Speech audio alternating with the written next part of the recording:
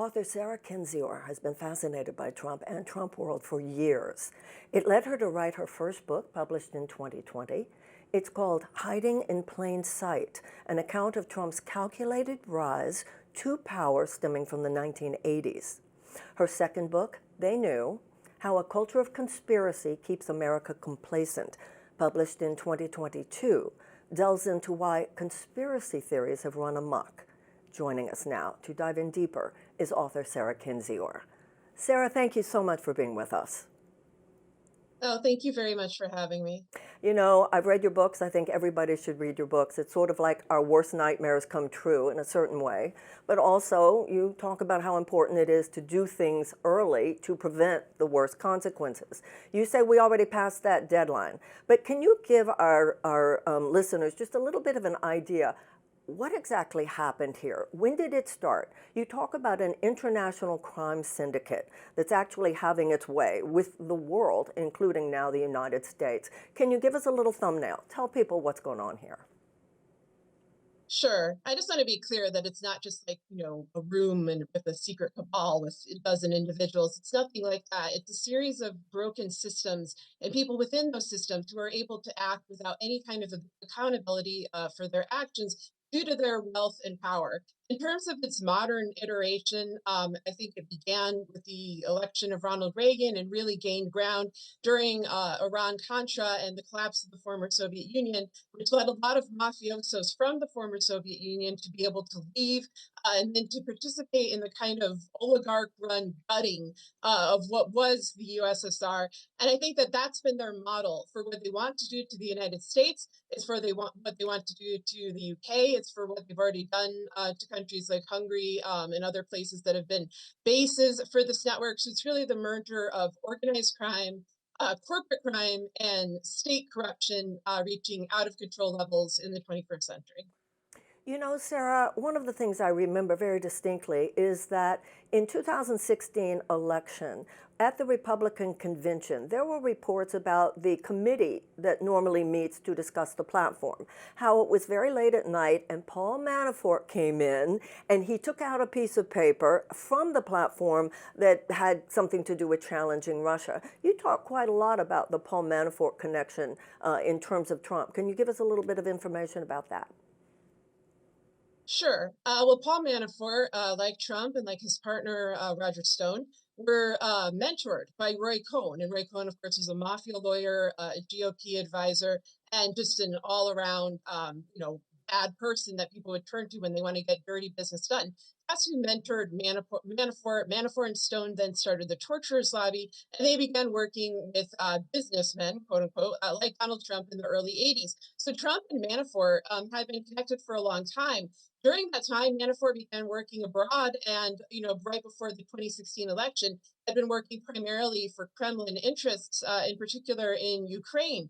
And so, when Paul Manafort joined the Trump campaign as a advisor and was treated by cable media as just kind of a regular GOP kind of guy instead of the literal co-founder of the Torturers Lobby, and this is not a secret. This is all information one can just get from newspapers and magazines of old. It was a signal, of course, about Trump's relationship with Russia, his ties to members of the Russian mafia in particular, and to Russian oligarchs. But you didn't even need Paul Manafort for that. You could look at Trump's own statements, his own records, his own financial transactions, his own businesses, and you see a very long and consistent history there. Well, let me ask you this. Your books have been major bestsellers. The elite, the establishment, they have read them. Given that so much of this information has been known, revealed by you and others, how come Robert Mueller was not able to do anything that you would see as genuine preventative measures holding anyone to account that needed to be held account? That's a great question. And I think it's one of the biggest misunderstandings that kind of every political side has about Trump. Trump is not attacked by the FBI. Trump is in a complicit arrangement with the FBI, and there have been multiple members of the FBI who have worked for the Russian mafia either while in office or after leaving office. That includes William Sessions, Louis Freeh. You had James Comey taking Semyon Mogilevich, the head of the Russian mafia, off of the most wanted list in 2015 once Trump became the candidate. And Trump has had this tight relationship with them, formed through alliances with people like Rudy Giuliani, who, of course, as mayor, one of the main things Giuliani did, was get rid of the Italian American mafia. But what came to replace it was this transnational mafia it's often referred to as a Russian mafia, but ethnically and geographically, that's not really what they are. These are individuals who have multiple passports, they have offshore accounts, they cross borders, digital media, digital currency. All of that has been tremendously beneficial to them. And that is who is upholding this current, for lack of a better word, new world order. It's too bad that that phrase has been claimed by so many whack jobs because it really does describe what's going on.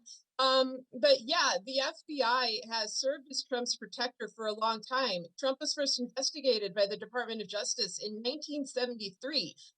That's a half century of them going after Trump. And it's not that they don't find anything. It's that Trump uses the tools of the trade that Roy Cohn taught him in order to elude justice. And he has a lot of partners within the highest levels of government, particularly at the DOJ and FBI, there to preserve his power. So your view is that Donald Trump is working with the deep state to promote the interests of the Kremlin and the Russian mafia. I guess how is that not itself a conspiracy theory? I mean, this is so out there that I honestly don't even know how to respond to it. It's so self-evidently Trump absurd. is the deep state that he pretends to rail against. And I think as an individual, he's after what many individuals in his position want, which is, money, power, immunity from prosecution. I don't think he's a geographical mastermind. I don't even think he's the person who comes up with this plot. But I think you really have to ignore everything that's transpired over the last couple decades and over Trump's own life to think that there are not a group of plutocrats and oligarchs who want to strip different countries down for parts, take over those resources themselves, and pay no mind to the needs of the people living in these countries, how they are hurt, what our rights are, what our freedom is. I'm less okay, concerned let me with say, people like Donald Trump getting punished and the fact that the people of the United States and other people are being punished for doing nothing. We're just trying to live our lives and get by in a system this corrupt. I mean, what are the policy implications of what you're saying? I mean, right, with respect to Ukraine, Russia, Trump right now is trying to arrange a deal to bring the fighting to the end and is, sparring with Zelensky over that. Is that, in your view, part of some kind of corruption to want to bring the horrific mass killing of Ukrainians to an end? I hope that the horrific mass killing of Ukrainians and of Russians does come to an end. The best way to do that would be for Putin to stop invading Ukraine. I think that what Trump is doing is likely part of a greater deal, a greater geopolitical alignment. I do agree that Biden was a failure in handling this conflict. I think people have suffered unnecessarily, but the person who instigated this conflict was Vladimir Putin and his invasion.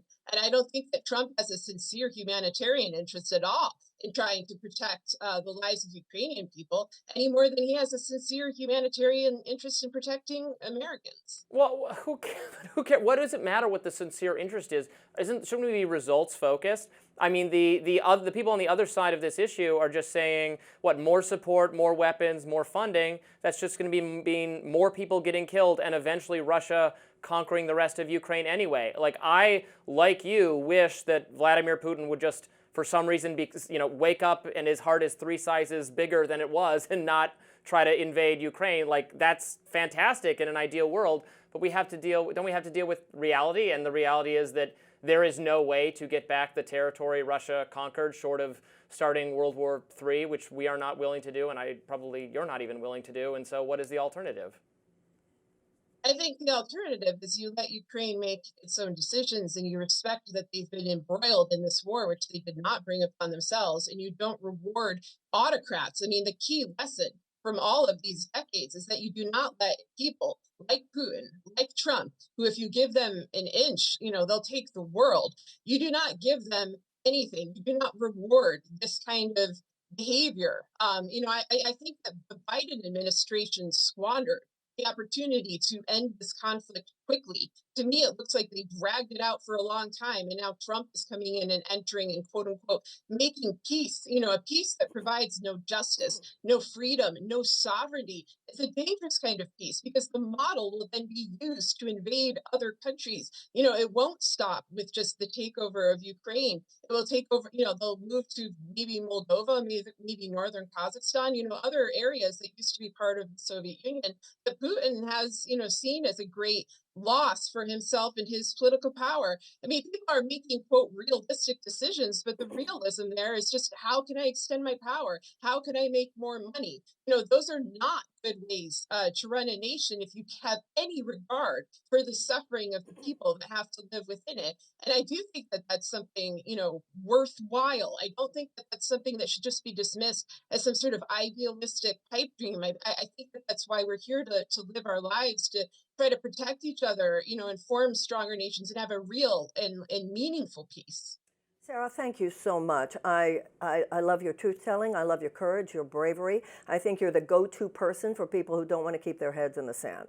So thank you very, very much. A lot of what you said reminds me of that movie out now called The Apprentice, which I think gives a little background material. Thank you very much. Stay with everything you're doing. We need you right now. Thank you so much. Up next, are the Dems finally changing their media strategy? We will look at that. Stay tuned.